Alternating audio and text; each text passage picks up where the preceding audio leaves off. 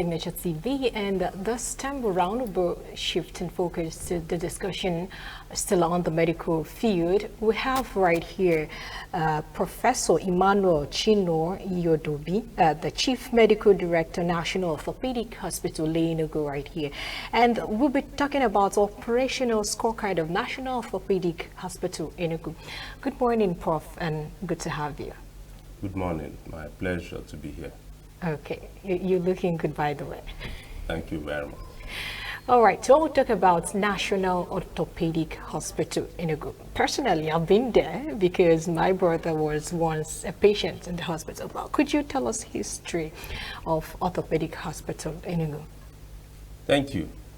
The National Orthopaedic Hospital in Enugu was established about 50 years ago, around the time the Nigerian Civil War ended. And it was named the Hair Celestia II Institute of Orthopedic, Plastic and Ophthalmic Surgery. The ophthalmic component of the hospital eventually was transferred to Kaduna, and that is what is the National Hospital in Kaduna, National Eye Hospital in Kaduna, thereby retaining the orthopedic and plastic components. So broadly speaking, we have the orthopedic department and the bones and plastic department. Shortly after the establishment, the federal government now took over the hospital from the then East Central State and renamed it National Orthopaedic Hospital in Enugu. From then, the hospital has continued to develop in leaps and bounds till what we have today. What are the sections of the hospital right now? Thank you. The hospital is organized in departments and sections. One of the very important parts of the hospital is the accident and emergency, what we also call the trauma unit of the hospital. That is where we receive accident victims.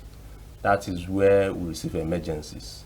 And the hospital has been mandated, like many other team hospitals, that if a patient comes as an emergency, they have to be attended to with or without funds to save life first, and that is what we do. Eventually, the patients, of course, will have to pay. So we have a robust accident and emergency department that attends to Nigerians from all walks of life. In that guide, we collaborate with the police, the road safety, and other security agencies, because oftentimes they are the people that rescue patients and bring them to hospital. Now, there is also the orthopedic department. The orthopedic department of the hospital has many units, and we have organized it in subspecialties. For instance, we have the arthroplasty subspecialty. That is subspecialty that deals with joint replacement. In fact, currently, we're organizing a workshop, a 1-week-long workshop on arthroplasty. Arthroplasty is a type of surgery that you can use to reconstruct a joint. Okay. If a joint is completely bad and irredeemably so due to arthritis, what we call end-stage arthritis, as orthopedic surgeons, we can literally remove that joint and give the patient a new one. Okay.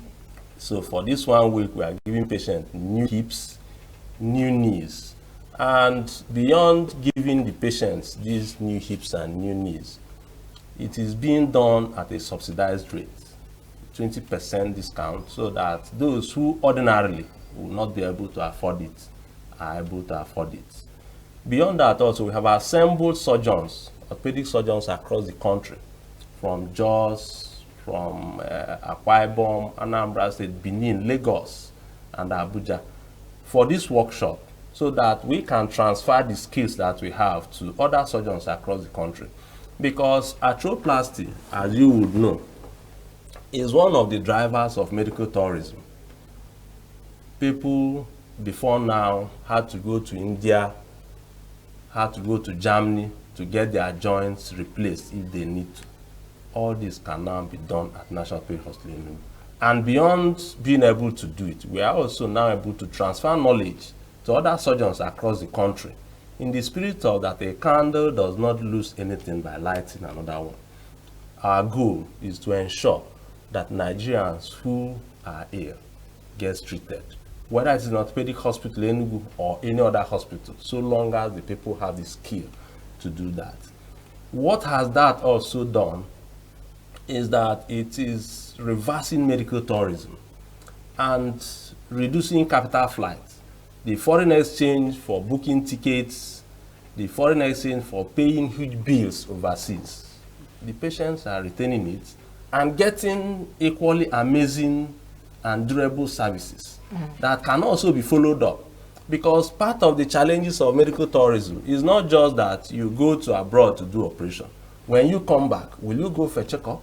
Exactly. So it is a problem, and that is why we are working hard every day to ensure that the drivers of medical tourism, that we are reducing it. The other specialty in orthopedic is spine surgery. By the way, I'm a spine surgeon also. And therefore, it is one of the drivers of medical tourism. We are able to operate on the spine successfully. And we are dismantling the myth that if you go for spine surgery, you end up on a wheelchair. It is not true. We operate on spine successfully, in the cervical spine in the neck, in the thoracic spine in the back, and in the lumbar spine in the lower back. So people who have low back pain, orthopedic also has become a one-stop shop where they can come and get treated. We have an oncology unit that treats musculoskeletal cancer in the hospital.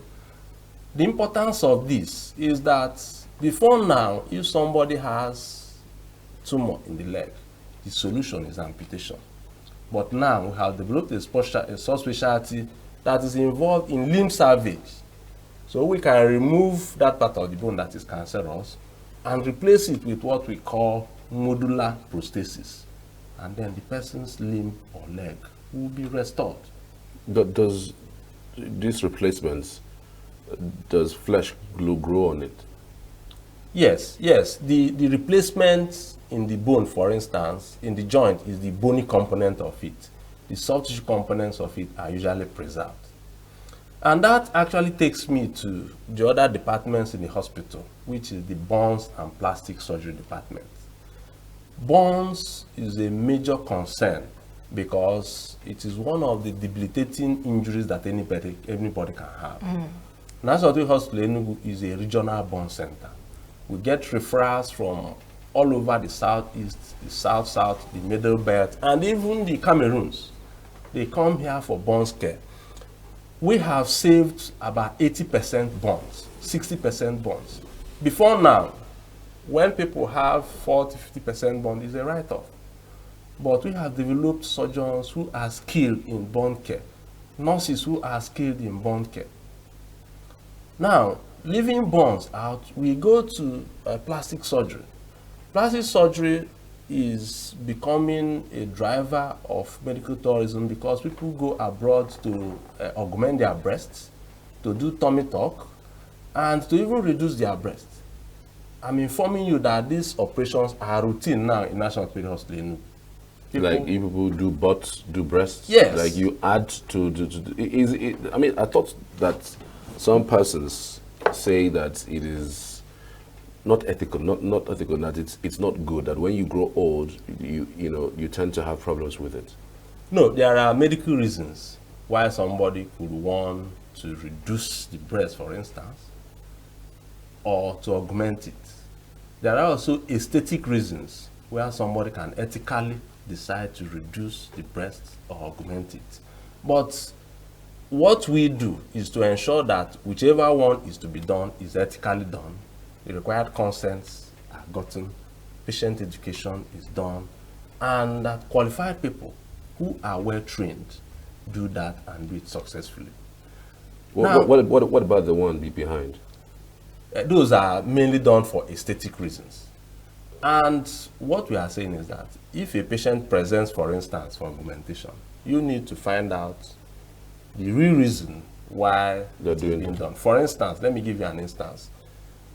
Somebody could have an injury in the butt as a child, and you discover that there is disequilibrium, and the person's self-esteem is low.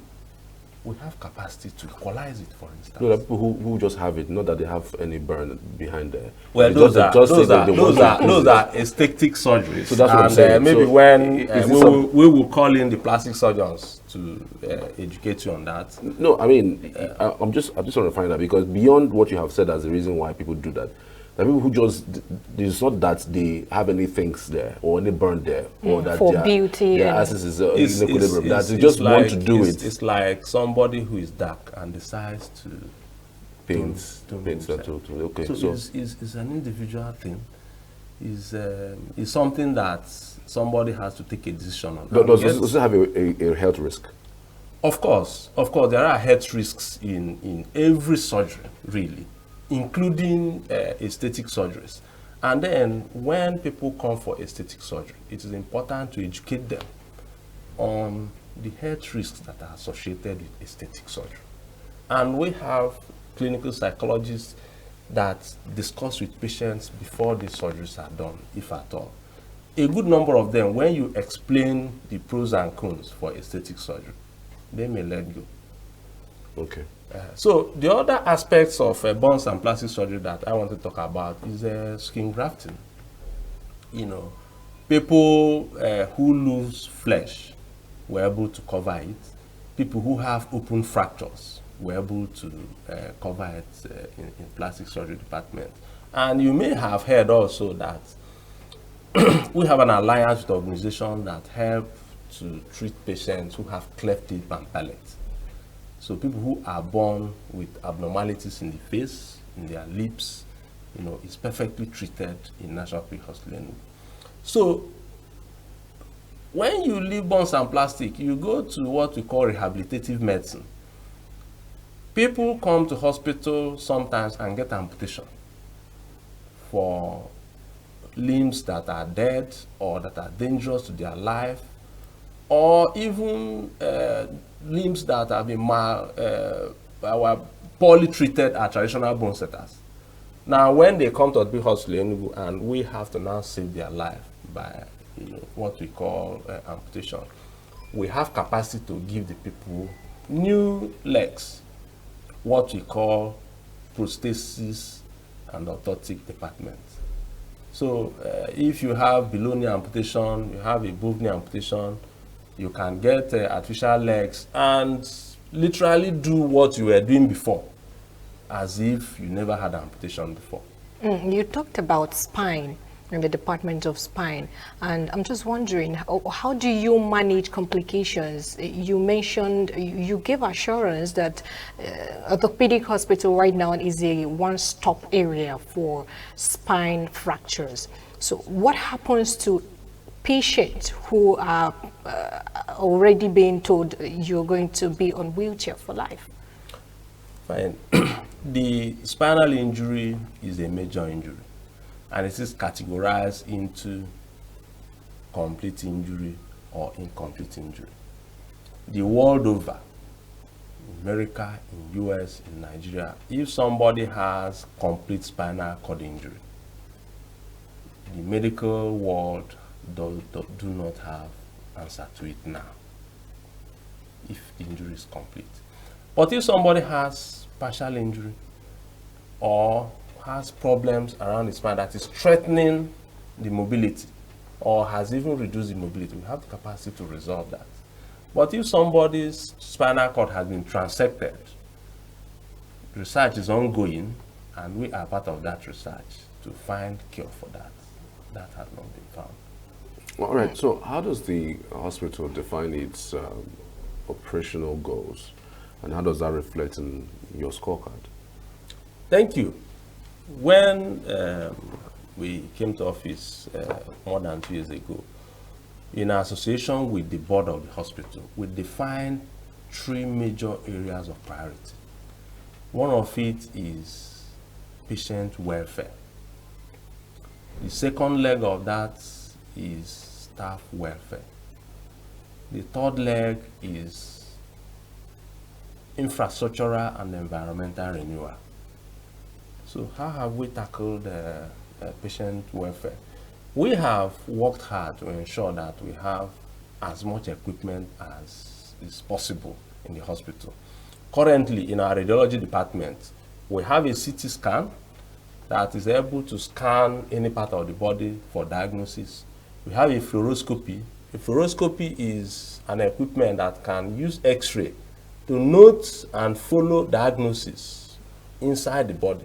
You are looking at real time what is happening, for instance, in the stomach, in the thigh, and all that. We have digital X-ray in the hospital. So, Orthopaedic Hospital is becoming a one-stop shop for radio diagnosis. We have all sorts of ultrasound, including ultrasound for nerve block. Nerve block is important because you can use it to operate on an awake patient. If, for instance, somebody has injury in the hand, instead of knocking the patient off and making the person sleep, we use the ultrasound for peripheral nerve block. You block the nerve at the interscalene region, and then you can operate on the patient, conversing with him. So also if you want to operate on the leg, this has improved patient care, reduced the risks associated with general anesthesia. Now, if you go to the emergency department of the hospital, we have also acquired what we call C-arm. C-arm is a type of X-ray that you can use to see the bone while you are operating. What is the essence? If somebody has a fracture and you want to align it, you are using C-arm to look at what you are aligning, so that you don't need to go back and forth to 1, 2, 3 operations just to solve a problem. And we can do that in the emergency department, and then a patient can be okay. Now, if you listen to the news, you will hear some stories about sudden collapse. We have tried to ensure that when people collapse in the hospital, that we have equipment, what we call AED. We have AED at the emergency department, we have it at the amenity ward, we have it at the ICU, we have it at Unit 1, we have it at Unit 2. So that in the event of somebody collapsing in the emergency hospital, they can be attended to. I've also gone ahead to train people on an advanced life support program, so that whether you are a driver in the hospital, whether you're a nurse, a doctor, or a cleaner, you should be able to know what to do when a patient collapses. And we are reaching out to road safety. We are reaching out to road transport workers so that they can also come to the hospital, get trained, so that if somebody collapses, for instance, at Orthopaedic market, a bystander should be able to know that you don't have to start standing that person up. You lie the person what we call in the lateral position, and what you will do mouth to mouth, hand to chest, to be able to revive that person. So these are what we are doing in patient care and infrastructure. Also, we met about 2 functional ventilators in our 10-bedded ICU. As we speak, we have increased it to 7. So patients who are unconscious can now come to Orthopaedic, can now be brought to Orthopaedic Hospital and put on life support. Their functions of the body taking over until they recover, and then they can be discharged. We have used it to save patients, and we are happy that Nigerians are benefiting from that. Now, okay, let me drop this on patient welfare. You know what the problem of power in the country? You're operating, they take lights, and the ward giving injection, they take lights. We have been able to provide alternative power supply in the wards and theaters. We have put solar power, battery power, as well as backup satellite generators to ensure seamless services. Because most of the things we do in the hospital now are electronic based. You need power to suck a wound, you need power to even take blood pressures and all that. A lot of things are going digital. Even the electronic medical record, which we have also instituted, you need power to run it. So when you come to OPD, you no longer need to write and prescribe. You do everything online. And when the patient goes to accounts, the records are there, goes to X-ray, the records are there, goes to the laboratory, the records are there. This is the world-class practice, and the Prime Minister of Health has insisted that each hospital must go digital, and we are keen into that. Well, has there been any time that the hospital faced inefficiency in terms of its healthcare delivery? Say, for instance, there's an occupation of the ICU, for instance, and then there are more people who are available to take up the position, but the opportunity is not there. Everything in the hospital are adequate to the extent of serving the public, of which it was actually created for? Thank you. We have a lot of challenges. And I know it is not peculiar to Orthopaedic Hospital. The issue of brain drain is affecting the hospital negatively. Let me give you an instance. We advertised for resident doctors. If we have about 20 slots for resident doctors, we have received only 7 applications. Wow. So when I enrolled in residency in Orthopaedic Hospital 2 decades ago, there were 15 slots, and we were 120 people competing for 15 slots. Now we have 20 slots, and we have 7 applications. That tells you that there is a problem with manpower in the country. About 100 nurses we recruited last year, only about 30 are remaining. The 70 has also traveled. So it is affecting negatively patient care. Those who are remaining are being overworked. Sometimes people have to take double shifts. But we are happy that government is also responding to it. We are seeking waivers to employ nurses, to employ doctors, and government is responding positively to it. What do you mean by waivers? Waiver is permission to recruit staff. Okay. Yes, you have to seek and obtain it to be able to replace. Because I was thinking that the waiver would mean that you should get somebody even though they are not nurses, but you can... No. You must get qualified people to run specialized services. Now, other challenges that we have is there are some equipment that we need but we don't have. One of them is magnetic resonance imaging, the equipment that we call MRI. There is no tertiary hospital in Enugu, for instance, that has it. It's not peculiar to Orthopaedic Hospital. The only place it is available in Enugu is a private center. But we have made submissions to government, and we believe that in no distant time, we will acquire MRI for the hospital. Now, the other challenges are challenges of power. Despite our effort at putting solar system in the hospital, heavy equipment are unable to be run on solar. So we still have to, use diesel to power those things. And of course, as you know, diesel is expensive. The other challenges include the challenges of operation. For instance, it may interest you to know that we have established a College of Nursing Sciences. We are now able to train nurses and midwives in the hospital. In the hospital? Yes, in National Hospital in Enugu. In the last entrance examination that we wrote last month, we had over 3,000 people applying to read nursing and midwifery with us. We are able to take only about 10% of that number or less. And so there is pressure on the infrastructure. We need to build more hostels, we need to build more classrooms. These things require funds. Government is supporting, but we also are calling for well-meaning Nigerians. Come and put your endowment, National Health Enugu. Build a classroom for the nurses, build a hostel for the nurses. You may not get financial gain from it, but posterity will not forget that you supported this revolution. Because the Minister of Health has 4 cardinal pillars of program in the Renewed Hope agenda, one of which is to increase the training for manpower for health. And that is what we have keyed into by the establishment of that College of Nursing Sciences.